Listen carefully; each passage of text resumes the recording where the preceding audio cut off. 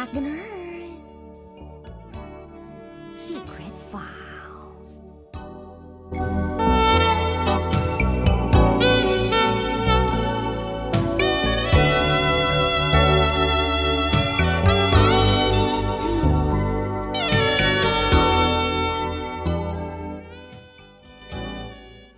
Babe, bakit hindi ka na tinitigasan?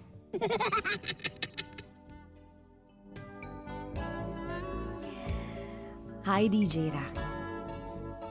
Avid listener mo ako sa Love Radio. Lalo na kapag Biyernes.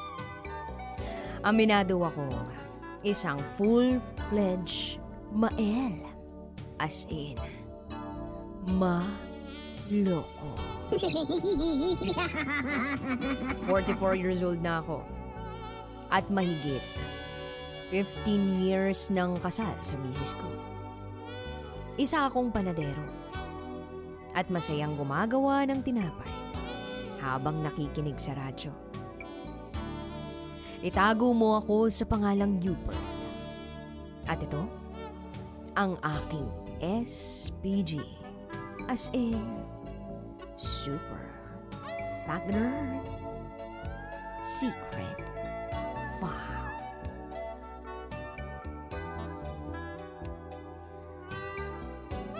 Nung bata-bata pa ako, sisiw lang ang pakikilabing-labing ko sa misis ko.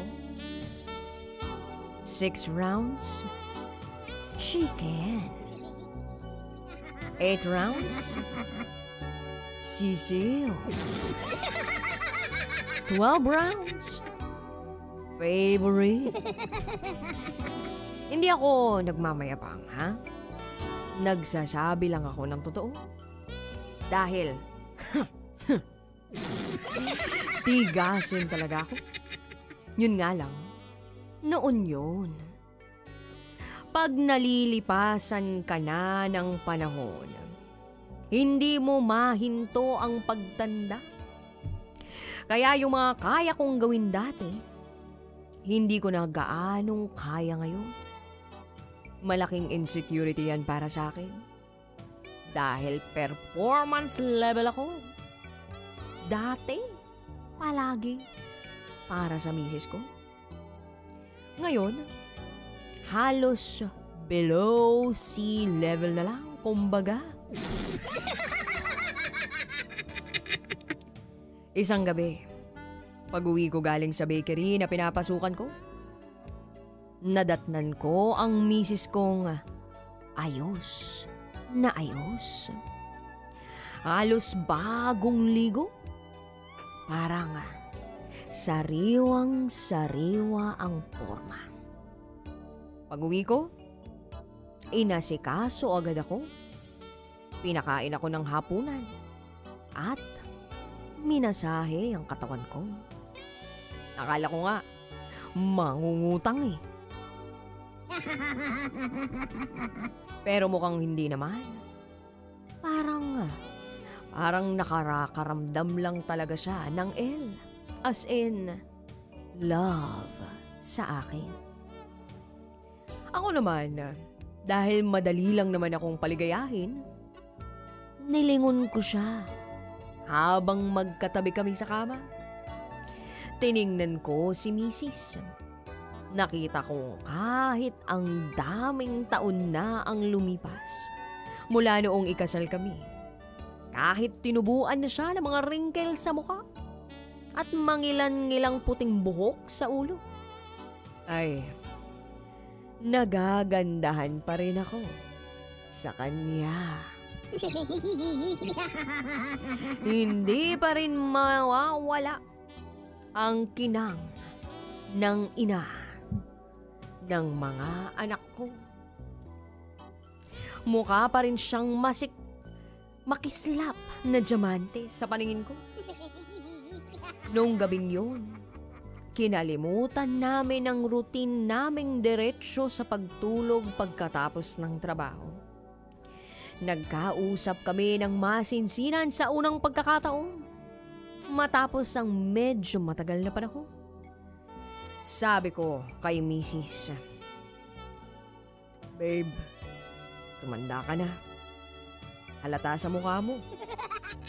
Pero, alam mo, ang ganda-ganda mo pa rin.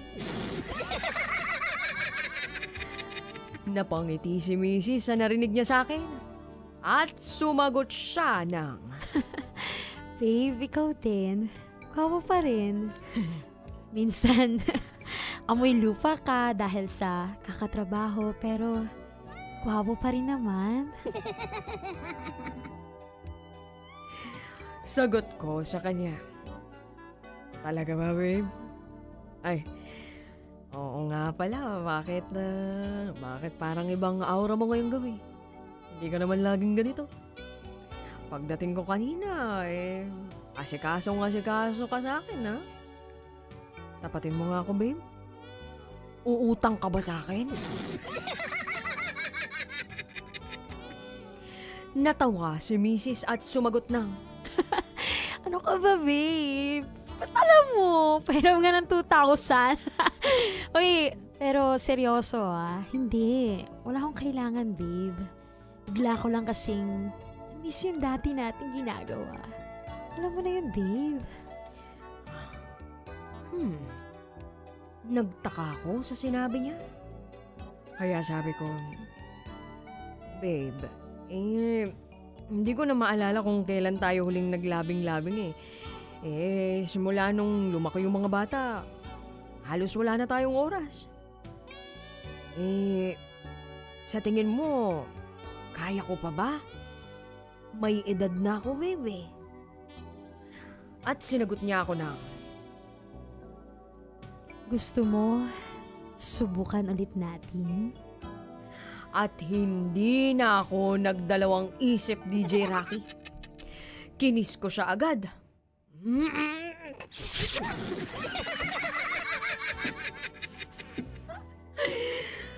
Umupo ako sa kama habang paharap siyang kumandong sa akin. Nilabas niya ang isa niyang D-squared at pinahawak ito sa akin. Nilaro ko ang D-squared niya na may stulang sponge na pinisil-pisil. para bumula at ipanghugas ng pinggan. Inikot ng daliri ko ang D-squared niya ng pabilog. Kaya't naramdaman kong umuungol na si Mrs. Mukhang on the way na. Pagkatapos ito ay tinabik niya ang batok ko. Ay! Babae na po. Okay, balik tayo sa karakter. Hinila ito at sinubsob sa kabilang D-square niya. At ipinakain sa akin ang kanyang kabilang munay na amoy keso sa ibabaw. Kagat ako ng kagat. Siya naman ay ungol ng ungol. Kaya't inihiga niya ako at umibabaw siya sa akin. Pinahawak niya sa akin ang dalawa niyang munay habang siya naman ay kinuha ang suot kong shorts at underwear. Nang wala na akong pangibaba, ay niyog-yog niya ako na parang nakasakay siya sa carousel. Oo, DJ Rocky, kinakabayo niya ako. Bayo siya ng bayo habang si Manoy naman sa ibaba ay unti-unti na ring tumatayo at sumasaludo. Nang maramdaman niyang nagasing na si Manoy, agad niya itong hinawakan. Inamoy-amoy at dinilan na parabang isa tong ice cream na nasa ko. Ay, ang sarap pala uli na madilaan. Hindi nagtagal ay tinanggal na rin ni Mrs. ang kanyang buong kasuotan. At nagbardagulan na si Manoy at si Manay sa ibaba.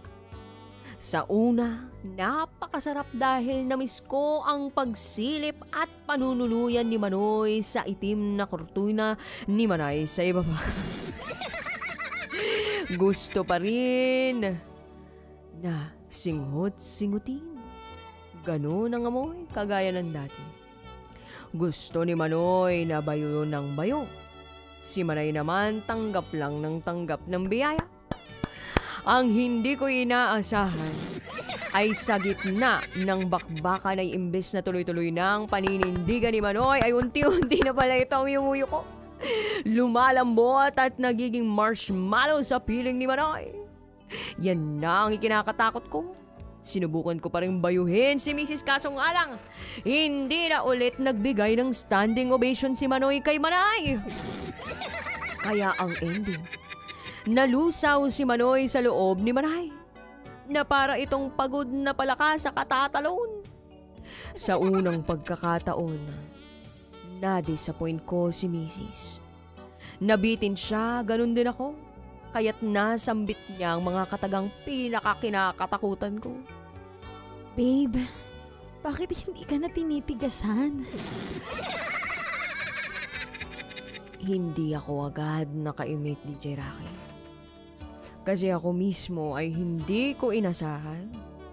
Akala ko, kaya pa ang 2 rounds. Pero hindi man lang kami nangalahati sa round 1. Knockout agad si Manoy. Dala na ba ito ng katandaan? O hindi lang talaga ako nakapaganda? Sana. Pero gayon pa man, nakakahiya. Nakakapanghina ng loob. Mahal ko naman ang misis ko. At hindi naman ako nalilihis sa pagiging lalaki. Hindi nga lang talaga napanindigan ni Manoy ang pagiging golden mikropono. Kaya nasayangan kami sa momentum. Sabi ni Mrs. Hayaan mo na, babe. Baka wala ka lang sa kondisyon. Lika, magpahinga na lang tayo. Kahit yun ang sagot niya ay hindi pa rin ako kontento. Hindi ko na nga ba maibabalik ang performance ko noon? Hanggang marshmallow na lang ba ang kayang itayo ni Manoy? Mukhang kailangan ko ng payo mula sa mga kabisyo natin. Ayoko na kasing maulit ang nangyari sa amin ni Mrs. Kahit gurang na ako, hindi pa rin ako nawawala ng pag-asa na balang araw lalabas din uli ang tagong yaman ni Manoy. Kung meron kayong maipapayo, tatanggapin ko ng bukal sa loob. Hanggang dito na lang muna, DJ Rocky. Muli, ako si Hubert. At ito, ang aking SPG as in Super Bacchanal Secret File.